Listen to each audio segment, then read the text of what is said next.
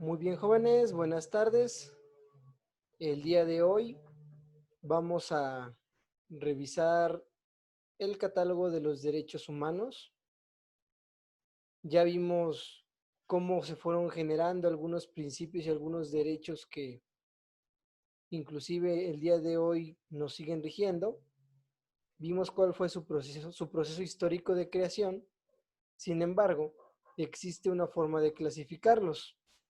Se considera que existen tres tipos o tres generaciones de derechos: los derechos civiles y políticos, y posteriormente los derechos de solidaridad, que ya son la tercera generación, y los derechos de segunda generación.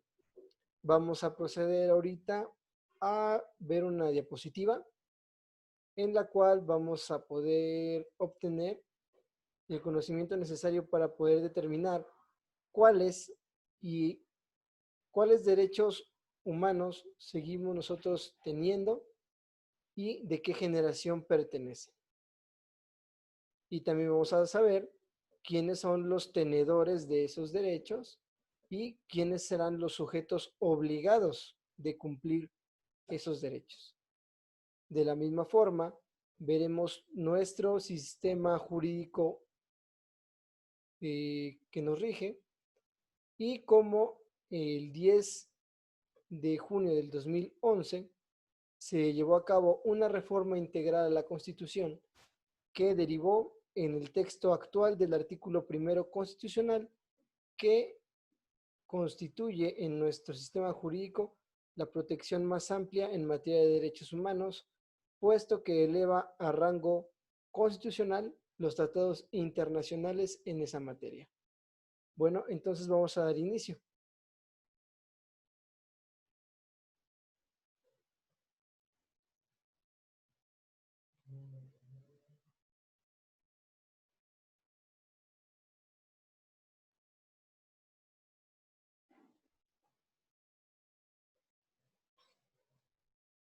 Muy bien, entonces vamos a comenzar.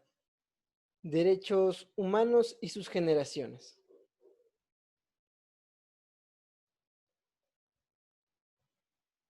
Bueno, como ya vimos en clases pasadas, los primeros textos normativos que comenzaron a reconocer derechos humanos, pues fueron, por ejemplo, la Carta Magna de 1215, las costumbres del sistema jurídico consuetudinario del Reino Unido, la petición de derechos o the Petition of Rights, el acta del habeas corpus, que es un antecedente parecido a lo que nosotros conocemos como el juicio de amparo, pero que prohíbe la detención que no haya sido dictada por un mandamiento judicial. También está la Bill of Rights, que también es un acta que reconoce ciertos derechos dentro del sistema jurídico de la Common Law, y posteriormente encontramos la positivación de los derechos a partir del siglo XVIII a través de los derechos civiles y políticos de corte individual y liberal. ¿Cuáles son los primeros antecedentes? La Declaración Norteamericana de 1776, la Declaración Francesa de los Derechos del Hombre y del Ciudadano en 1789 y la llegada de los derechos sociales y la revolución industrial, así como la creación de las Naciones Unidas tras la Primera Guerra Mundial. Ahora, la Segunda Guerra Mundial y la creación de la Organización de las Naciones Unidas. La Organización de las Naciones Unidas nace de un documento que se llama la Carta de las Naciones Unidas. A su vez, este organismo ya constituido emite una Declaración Universal de Derechos Humanos de fecha 1948. Algunos de los derechos que se reconocieron fue los derechos de solidaridad, que más adelante veremos de qué se tratan. También se le llama derechos de los pueblos. Se reconoció la libertad y la seguridad personal, el derecho a la libertad de credo o religión, la prohibición de las torturas, el derecho a la igualdad entre las personas, el derecho a la personalidad jurídica y a la nacionalidad, el derecho a la no discriminación y el derecho a la presunción de inocencia. Esto o para que cualquier ciudadano que fuese sometido a un procedimiento del orden penal tuviera pues ciertas garantías, ¿no? Un juez imparcial, eh, una condición que le asegurara que se le presumiera inocente y no culpable, que se le diera la oportunidad procesal y efectiva de ofrecer pruebas en su defensa, que se le brindara un recurso efectivo en contra de la resolución del juez de primera instancia. O sea, todo ese abanico de acciones derivan de el reconocimiento de sus derechos. Ahora, aquí hay que hacer una distinción. Los derechos humanos no se conceden, los derechos humanos se reconocen. No es una dádiva de los gobiernos, es un reconocimiento de una situación jurídica favorable al ciudadano que ya existía y que el Estado que reconoce integra a su sistema jurídico. Ahora, la expresión derechos humanos es relativamente reciente, en tanto que no ha existido siempre y no siempre ha tenido el mismo significado. Nos encontramos con diversa terminología no equivalente, como por ejemplo derechos humanos, derechos naturales, libertades públicas y derechos fundamentales. Si este último le sonó, es porque en nuestro sistema jurídico se le denominan como derechos fundamentales, anteriormente garantías individuales. Nosotros siempre debemos hablar que se deben reconocer, respetar y garantizar los derechos humanos, porque ese es el término correcto actual. Ahora, también es necesario decir que no existe una definición única o universal de lo que significan los derechos humanos. Es una interpretación subjetiva, pero que sin embargo mantiene el mismo espíritu centrado en la dignidad de la persona. Entonces podemos decir que identificamos rasgos esenciales que deben de incluirse en toda definición para que ésta pueda contener el espíritu del reconocimiento de derechos en favor de los gobernables. Por ejemplo, se entiende que con el único requisito de ser individuo, se es titular de esos derechos, con independencia del contexto y las circunstancias concretas, pues tales derechos son indispensables para el pleno desarrollo del individuo en la sociedad y en su esfera personal. Es decir, se fundamentan en la dignidad de la persona. Si nos damos cuenta en esta pequeña definición, tenemos que, por ejemplo, el requisito de ser un individuo para ser merecedor del reconocimiento de derechos, que con independencia del contexto, nosotros somos acreedores a esos derechos. Es decir, no importa nuestra nacionalidad, nuestras preferencias sexuales, nuestro color de piel, nuestra raza, nuestro idioma, nuestra religión. Nada, ninguna circunstancia nos conviene en menos aptos de que nuestros derechos sean respetados, inclusive la ruptura de las leyes de un sistema jurídico. Es por eso que dentro, por ejemplo, del derecho penal se privilegia mucho el respeto de los derechos humanos, no porque el delincuente tenga más derechos, sino porque el Estado debe evitar violar sus derechos procesales para evitar fomentar situaciones que deriven en impunidad de los delitos. Bueno, continuamos. Ahora, estos son algunos instrumentos internacionales que reconocen cierta clasificación de derechos.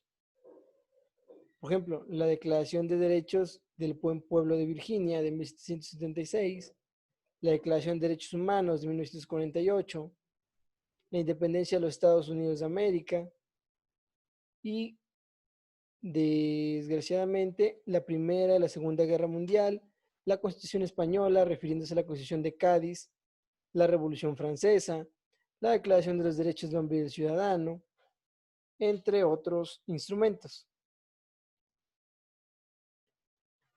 Ahora, ¿qué características tienen los derechos humanos? Son inherentes, en tanto que los derechos humanos son universales, son los mismos también para todos los seres humanos, pues se asume que cualquier individuo nace con ellos. Ahora, tienen la característica de ser irrenunciables.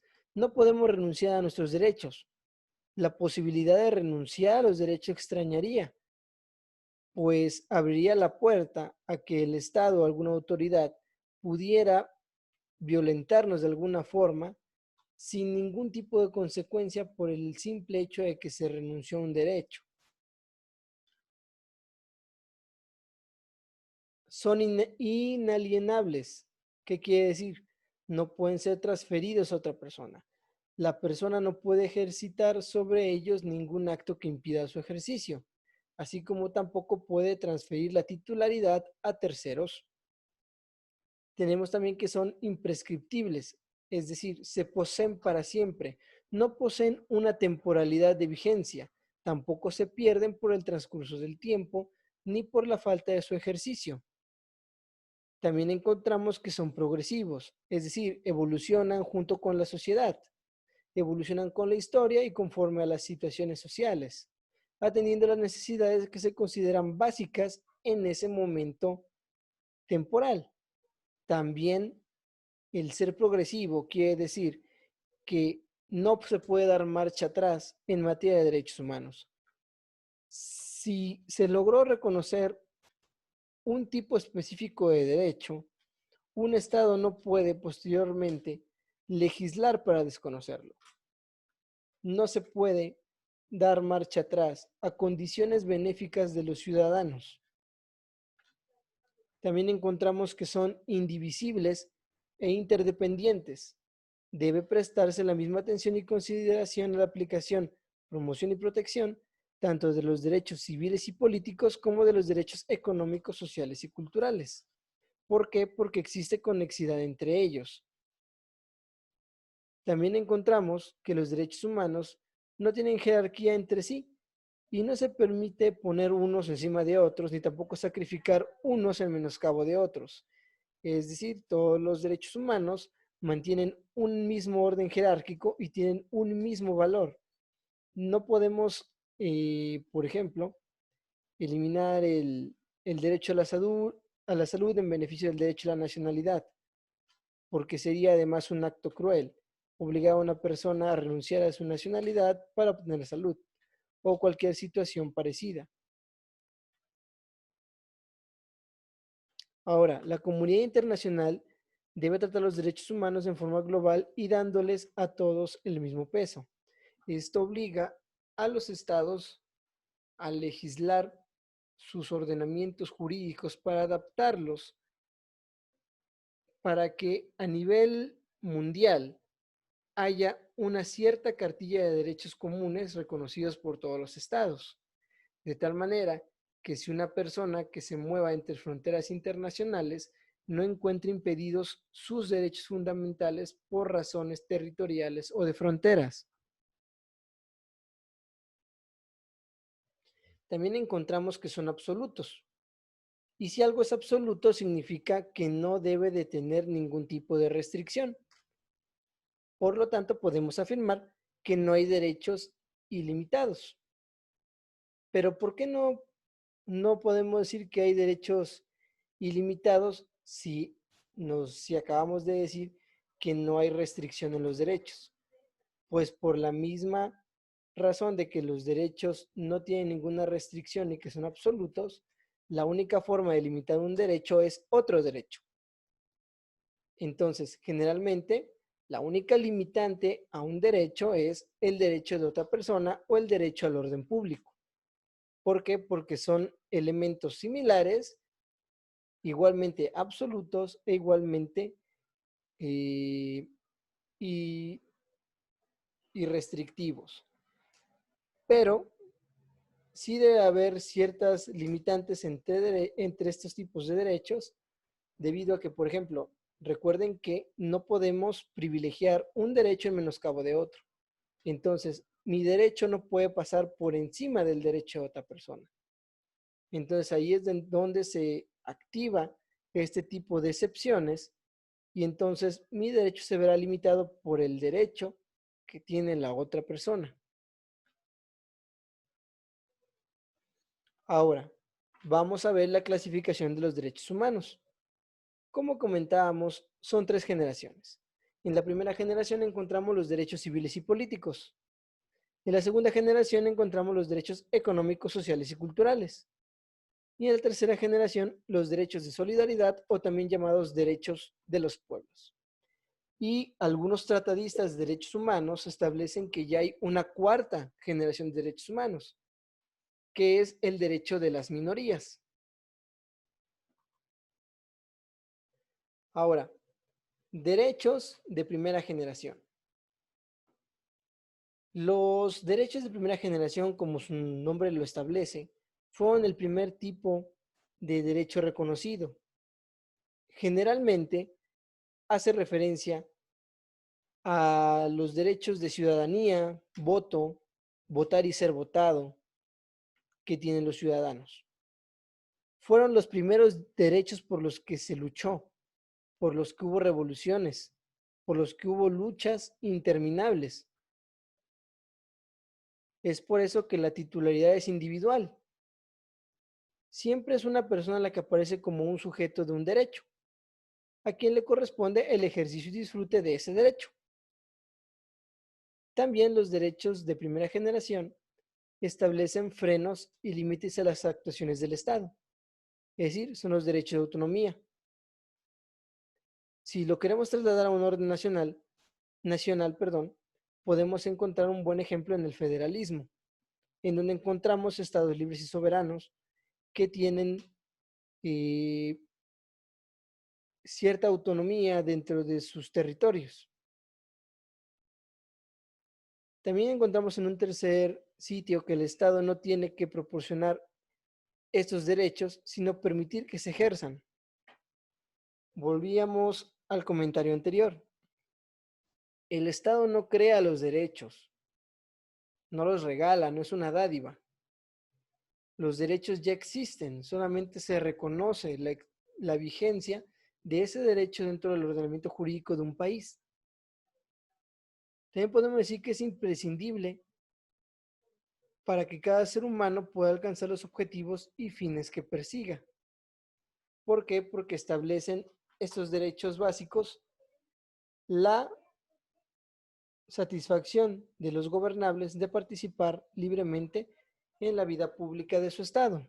Pero ahora, ¿cuáles son esos derechos?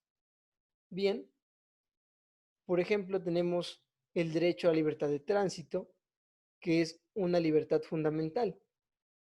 Por ejemplo, el poder circular libremente por mi país sin que haya fronteras internas o aduanas internas. Tenemos otro ejemplo que es el derecho al reconocimiento de la personalidad jurídica, que es parte del derecho civil, pero que significa que toda persona tiene derecho a tener un nombre, un domicilio, un estado civil y una nacionalidad. Derecho al voto, que es un derecho político, es decir, una persona tiene derecho a votar por el candidato de su elección de forma libre, secreta y directa.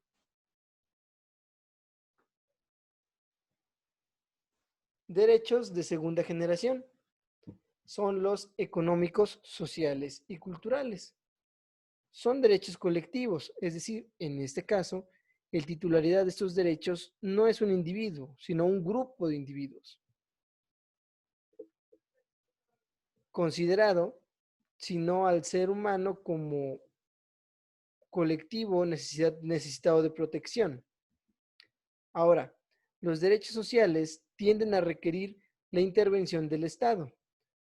La mayor parte de esos derechos son prestaciones e imponen al Estado o a otros grupos sociales o particulares una obligación de dar o hacer.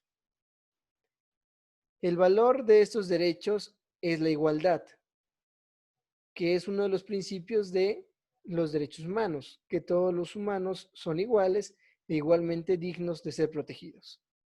El número de derechos humanos se amplía y estos derechos conviven con los de primera generación, corrigiéndolos en muchas ocasiones en el aspecto de la igualdad.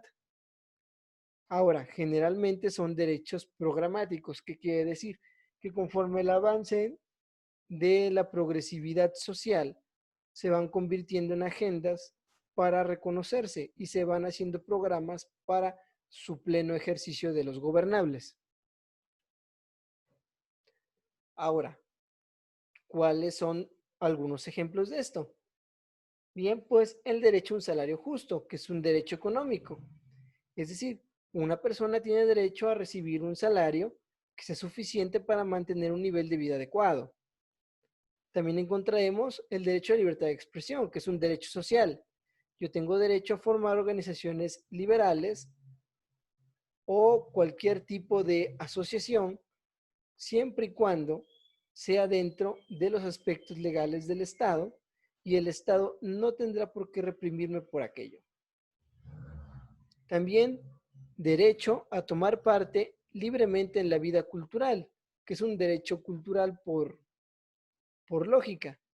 Es decir, yo tengo derecho a visitar los museos, las ruinas arqueológicas, a documentarme sobre la cultura de mi país, sobre mi historia, etcétera, sin que ello signifique alguna represalia en mi contra de parte del Estado. También encontramos los derechos de tercera generación, que son los llamados derechos de solidaridad. Su fundamento se encuentra en el valor de la solidaridad respecto de las personas que viven en sociedades, pero no con la humanidad actual, sino también con la futura. La titularidad es colectiva, pues estos derechos afectan a bienes jurídicos que son comunes y patrimonio de todos, y estos sí exigen la colaboración y alianza de los pueblos. ¿Cuáles son esos derechos? Pues, por ejemplo, el derecho de los grupos étnicos al desarrollo económico, el derecho de los grupos étnicos a la preservación de su cultura, el derecho de un país a elegir su forma de gobierno, que se le llama el derecho de la autodeterminación de los pueblos. Es decir, el pueblo es el que elige su forma de gobierno, mas no debe permitir que se le imponga. Otro ejemplo es, todos los países tienen derecho a beneficiarse del patrimonio común de la humanidad. Y es por eso que encontramos tratados sobre la explotación del mar, sobre el derecho espacial, sobre el espacio aéreo territorial y sobre todos estos espacios comunes para los humanos que vivimos este planeta y para la comunidad de naciones. Y encontramos uno que es muy recurrente actualmente, el llamado el derecho de no intervención o el principio de no intervención, que reza que un país no debe agredir a otro bajo ninguna circunstancia.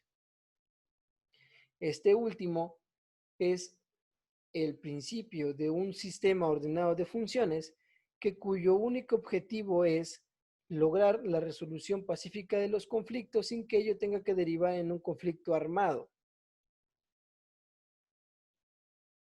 Bueno, continuamos. Clasificación de los derechos humanos reconocidas en la Declaración Universal de los Derechos Humanos. ¿Por qué es importante?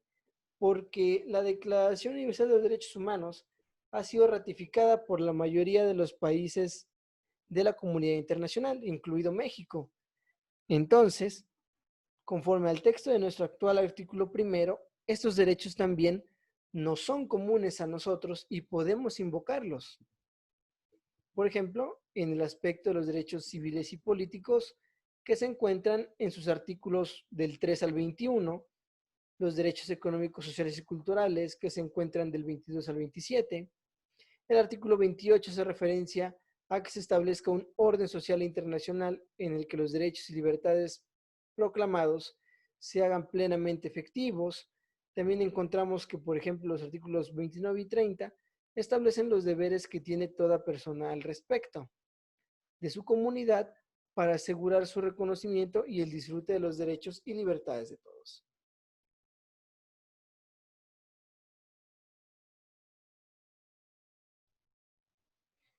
Muy bien, jóvenes, entonces hablamos de la clasificación de los derechos humanos reconocidos en la Declaración Universal de Derechos Humanos. Entendemos que este es un instrumento emanado de la Organización de las Naciones Unidas, que al ser ratificado por el Estado mexicano, se vuelve parte de nuestro ordenamiento constitucional en materia de derechos humanos. Recordemos que los tratados internacionales van a estar a la altura de la Constitución solo en materia de derechos humanos.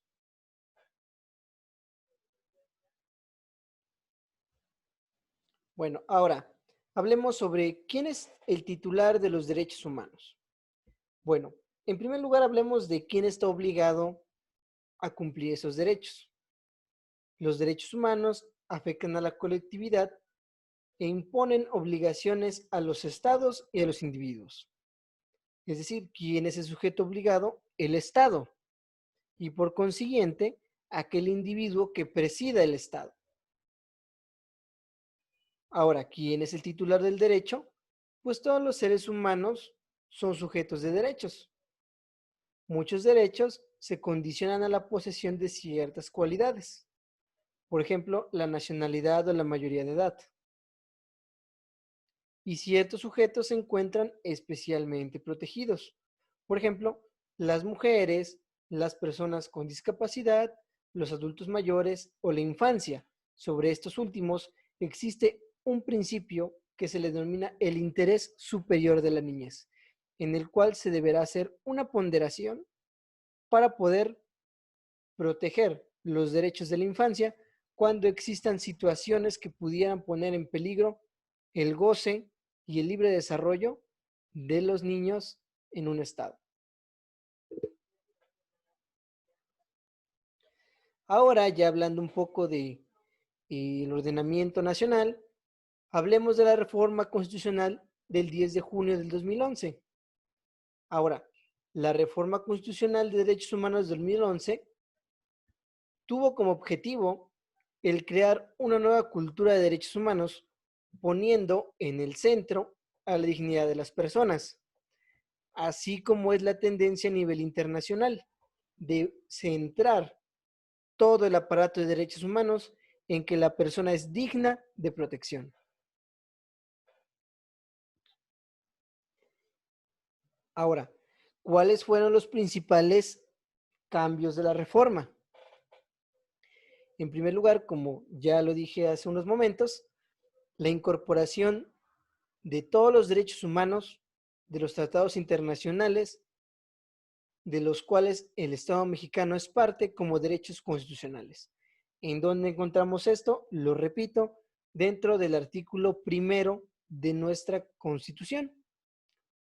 También encontramos la obligación de las autoridades de guiarse por el principio pro persona.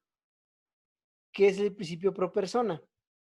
Es decir, que se debe preferir la protección más amplia o más favorable a la persona. ¿Cómo se determina eso? Por ejemplo, si la ley establece un derecho o una condición poco favorable para la persona, pero un tratado internacional establece una condición jurídica más favorable a esa persona, entonces deberemos preferir el tratado internacional con base en el principio pro persona. ¿Por qué? Porque conforme al artículo primero, ese tratado internacional forma parte del sistema de derechos humanos protegido por la Constitución y por el Estado mexicano.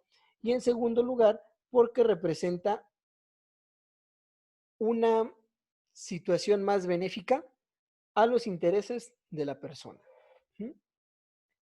Y también encontramos la obligación para todas las autoridades de cumplir con 4 obligaciones específicas. ¿Cuáles son esas 4 obligaciones específicas?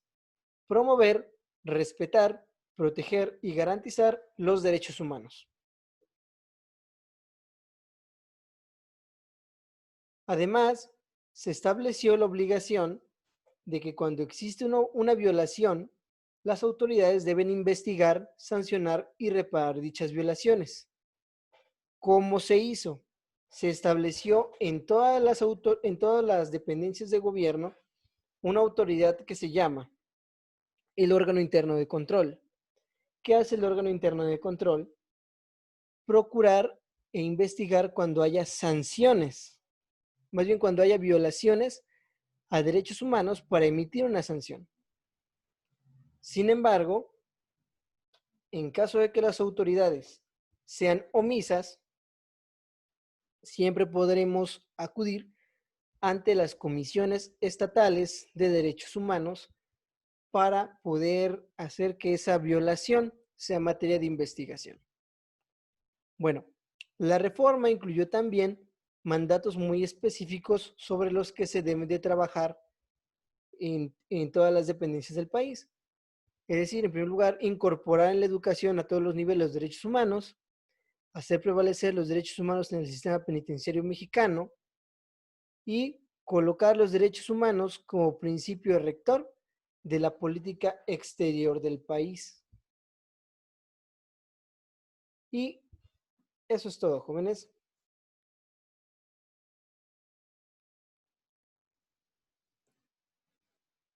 Muy bien, jóvenes. Como vimos, los derechos humanos constituyen una parte fundamental de nuestro sistema jurídico. ¿En qué aspecto? En el aspecto de que son los instrumentos básicos que tenemos como ciudadanos y que podemos hacer valer en determinado momento, ya sea que nos encontremos ante una situación desfavorable o ante un acto de autoridad que intenta violentarnos, inclusive si nos encontramos siendo objetos de un procedimiento penal. Los derechos humanos también son garantía para los ciudadanos de que el gobierno deberá encaminar sus acciones en beneficio de los ciudadanos, procurando siempre su respeto y procurando siempre el bienestar de estos últimos. La relevancia de los derechos humanos radica en que se convierten en un medio para los ciudadanos efectivo para combatir las decisiones del Estado que les pudiesen afectar. Ahora, el sistema de derechos humanos siempre o necesariamente se deberá complementar con el sistema de control constitucional, que eso va a ser lo que hablaremos en la siguiente clase. Vamos a hablar sobre lo que es el control de constitucionalidad, qué tipos de control de constitucionalidad existen y quiénes son las autoridades que pueden ejercer el control de la Constitución sobre los actos de las autoridades. Y necesariamente hablaremos un poquito de lo que es el juicio de amparo. Muy bien, jóvenes, por esta clase sería todo. Espero verlos para la siguiente ocasión y pues las recomendaciones de siempre. Cuídense, jóvenes, la situación está difícil, pero juntos vamos a poder salir de esta situación y vernos pronto en el salón de clases.